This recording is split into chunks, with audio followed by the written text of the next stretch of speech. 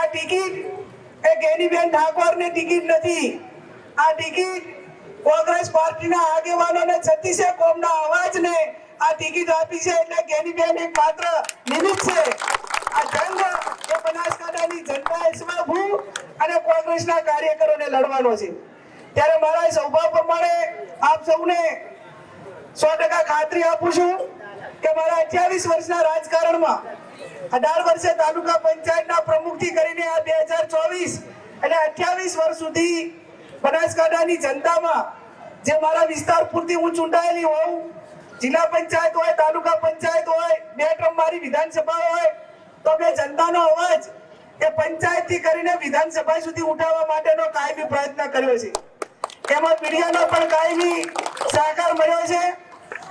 અન્યાય સામે લડવા માટેનો સૌથી મારો કાયમી સ્વભાવ અગ્રેસિવ રહ્યો છે.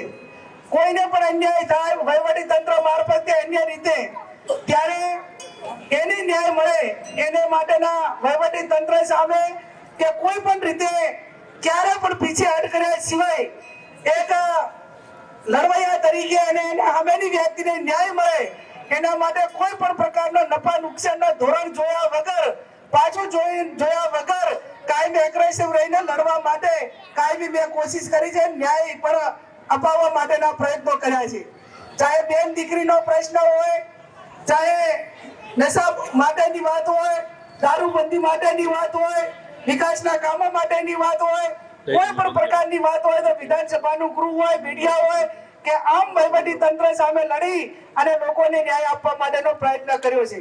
ત્યારે આજ ફરી પણ આપ સૌને ખાતરી આપું છું, બનાસકાંઠાની જિલ્લાના જનતાને 18 આલમને ખાતરી આપું છું કે આપ સૌના આશીર્વાદથી